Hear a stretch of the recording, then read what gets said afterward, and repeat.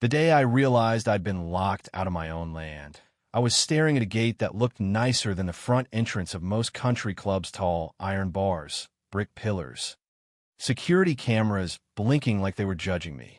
And right there, bolted to the metal, was a polished little sign that basically said, in the politest font imaginable, "You don't belong here."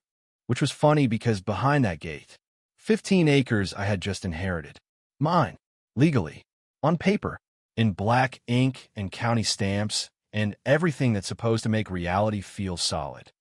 And yet families were walking dogs on it like they'd lived there forever, streetlights glowing like a suburban postcard, kids riding bikes down freshly paved roads, while I stood outside, holding a deed like a guy who brought a receipt to the wrong store. That was the first moment I understood something most people never expect to learn firsthand. Systems don't always take things by force. Sometimes they just take them by existing long enough that no one questions them. 3 weeks earlier, my life had been painfully ordinary.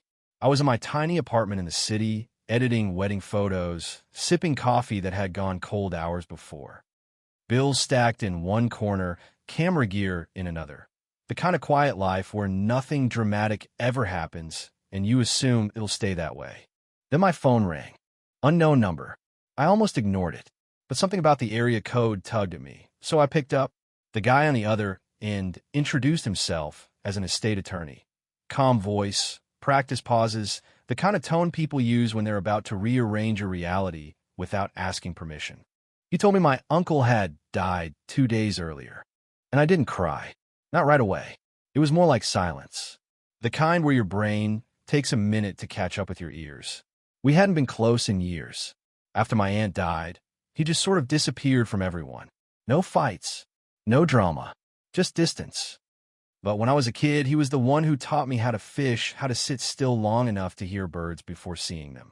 He wasn't warm, exactly, but he was steady, like an old fence post that's been there longer than anyone remembers. Then the attorney said something that snapped everything into focus. I was the sole beneficiary. A house, 15 acres, about 2 hours outside the city. And then, almost as an afterthought, he added, "There's a complicated history with the property. You ever notice how the calmest warnings are always the worst ones?" I drove out that Saturday. The road felt familiar in that strange déjà vu way. Landmarks half remembered from childhood summers. A bend in the road, a weathered barn, the big oak tree near where the gravel driveway should have been. Except the driveway wasn't there anymore. There was a gate. Not a cheap one either. Iron bars, card readers, cameras, brick columns like someone had commissioned it from a luxury catalog. And mounted right in the center was a sign.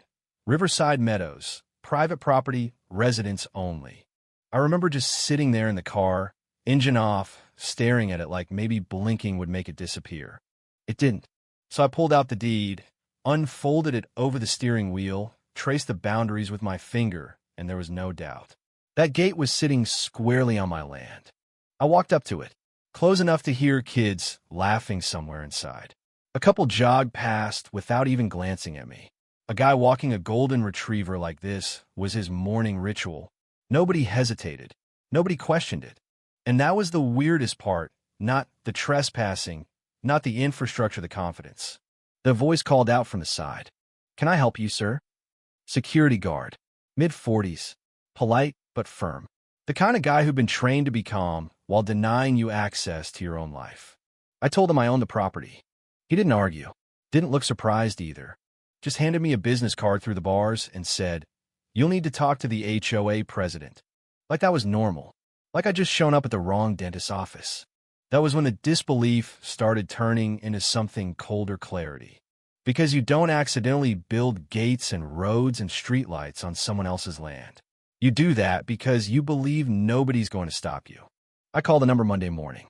Claudia Brennan, HOA president. She sounded exactly like you'd expect. Calm, efficient, sympathetic in that carefully measured way that never quite feels human.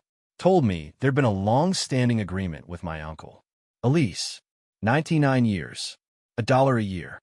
And the way she said it rehearsed. Smooth, like a story she'd told enough times that she'd started believing it herself. Except there was one problem. No one had mentioned any lease. Not the attorney. Not the estate paperwork. Nothing. When I asked to see it, she smiled through the phone. You can hear a smile, by the way. It has this polite edge to it. Better to discuss in person, she said. Context matters. That should have been my first real warning. The HOA office looked like a brochure come to life. Flower beds, smiling photos on the walls, families at barbecues, holiday parades, manufactured nostalgia.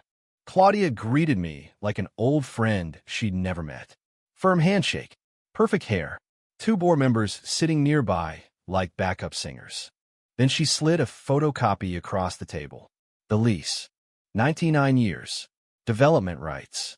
All of it. I asked to see the original. That was the first crack. It's stored off-site, she said, smile tightening just a little. Then came the pivot. The emotional angle. 200 families. Kids. Seniors. Stability. The community depends on this land. And then, the offer. $800,000.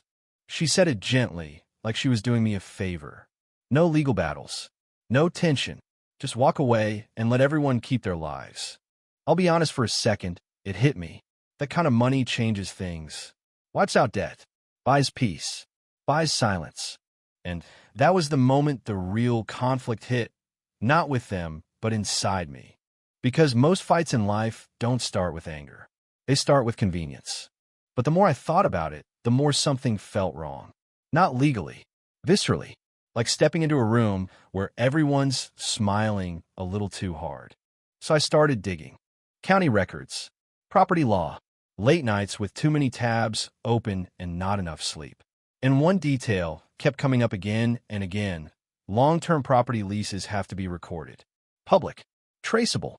So I went to the county recorder's office. Tiny building. Fluorescent lights. A clerk who'd probably seen every kind of property drama imaginable and stopped being surprised sometime during the Clinton administration. She pulled the file.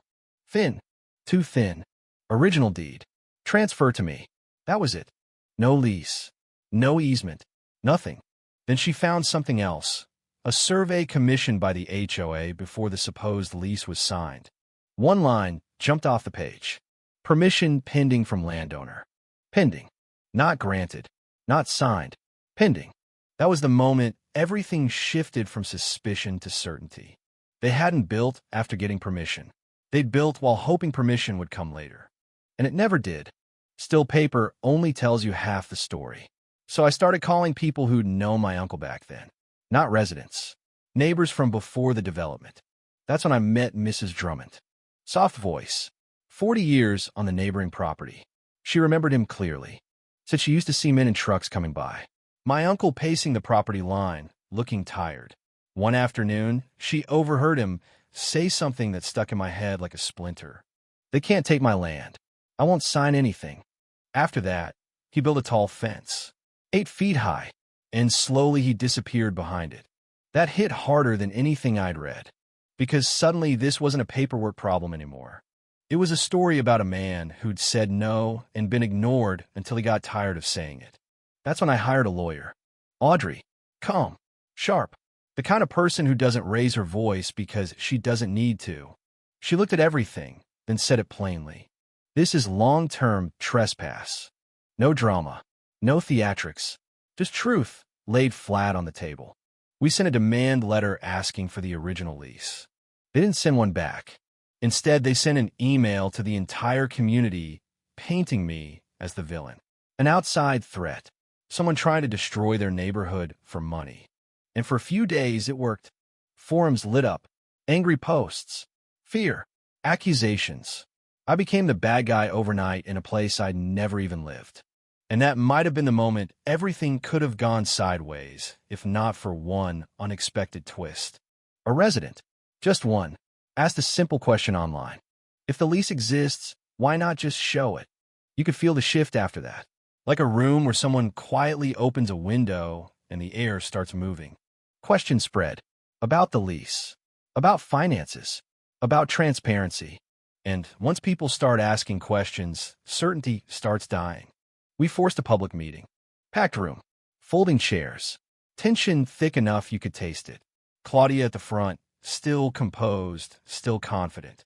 I didn't attack. I just told the timeline. Date. County certification. Survey. Dates. Then someone asked the question out loud. Why not show the original lease?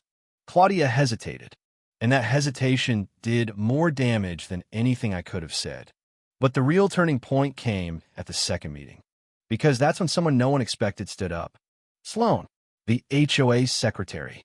Quiet, nervous, hands shaking, and she said the words that cracked everything open. There was never a signed lease.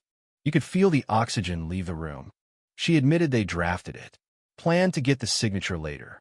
But construction started anyway, and once money was spent, it was too late to stop, so they pretended permission existed.